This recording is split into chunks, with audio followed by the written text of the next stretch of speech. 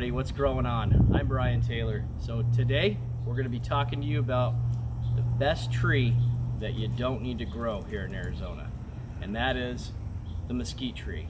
So if you guys see behind me, my neighbor has a giant mesquite tree. It grows like a weed every year. They have to trim it down to almost nothing and it sprouts out just like that every year. But one of the best things about the mesquite tree is it produces a lot of pods.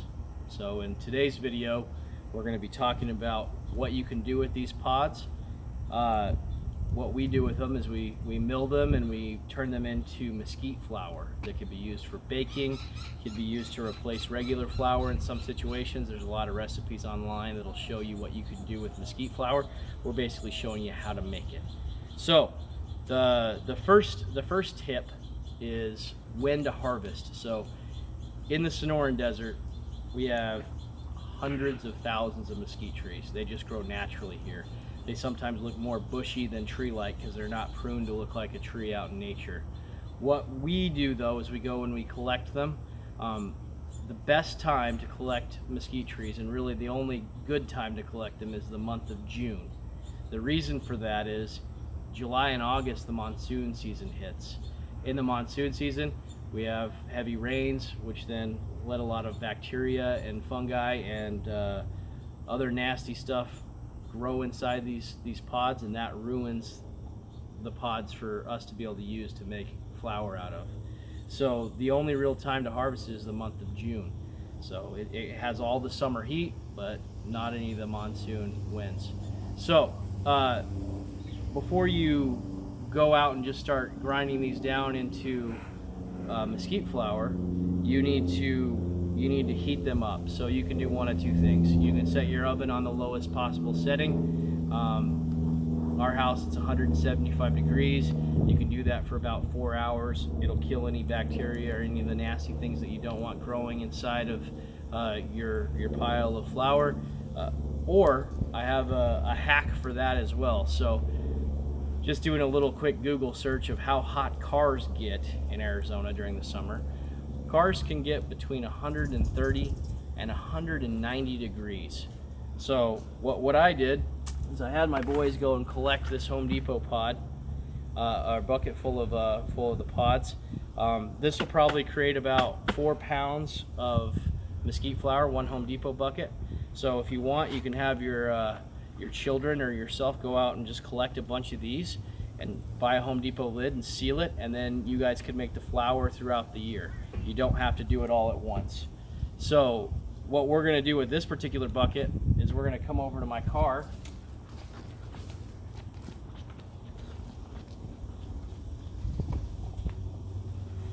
and throw it in the back.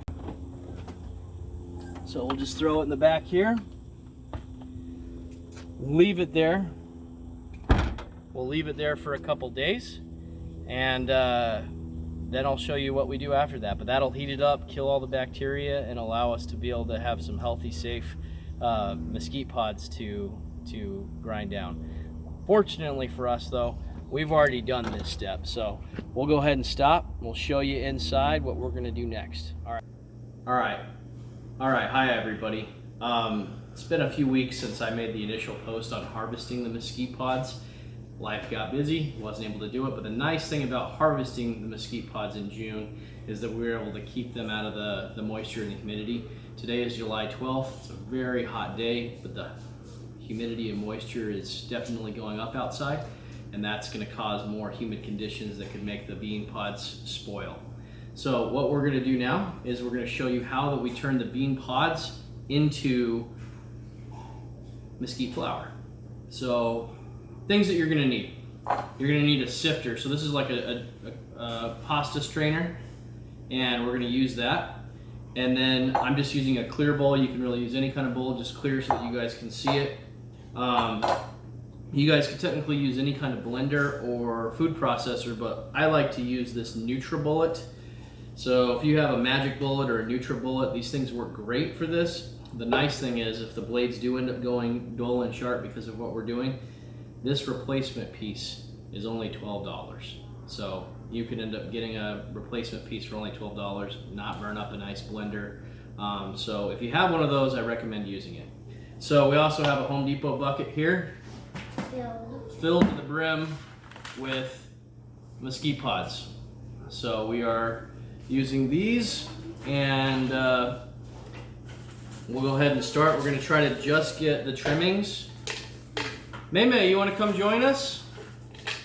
We're making something fun. Okay.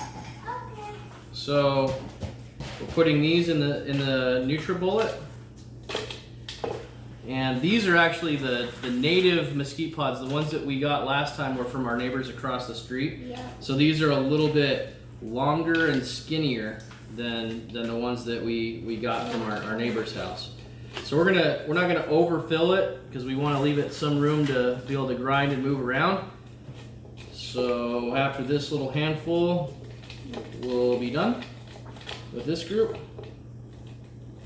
And I'll throw that one back in, secure the lid on nice and tight.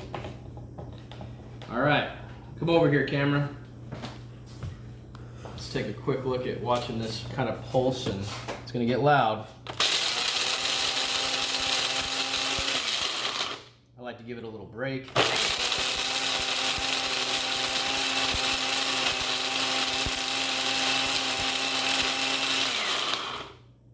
Come to the other side.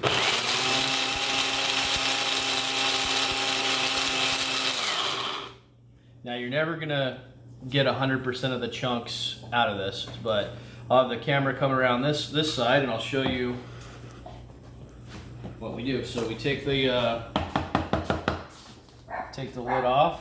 The dog thinks there's someone at the door. You want to calm him down real quick, Harley? Yeah, sure. Okay. Or May. May, calm the dog down real quick. So then you take it and you pour it in. Okay? And then look at the top view. Okay? Then what you do is you just shake it.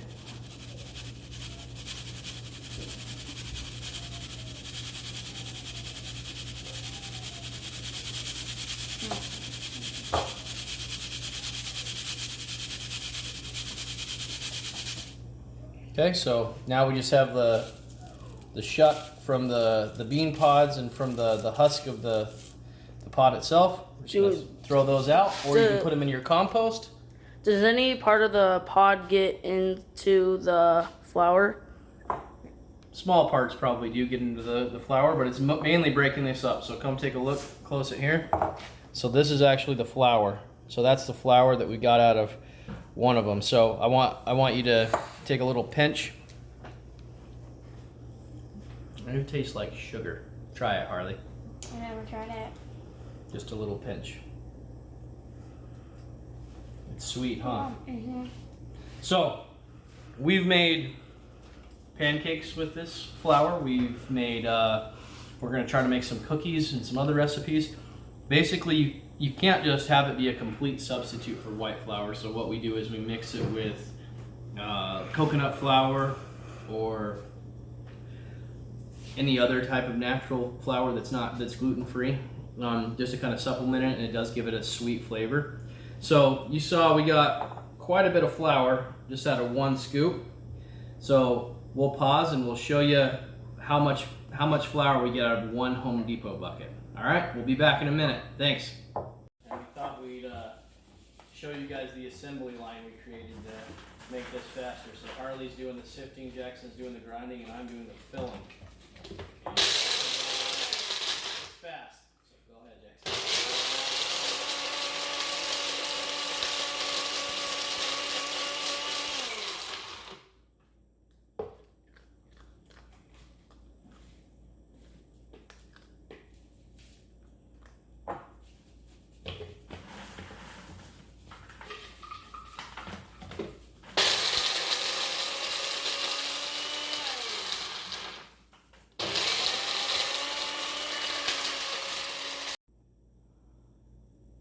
Okay, so we just finished up with our one Home Depot bucket. We were able to make about 1.5 bags of these 1 gallon Ziploc bags full of mesquite flour.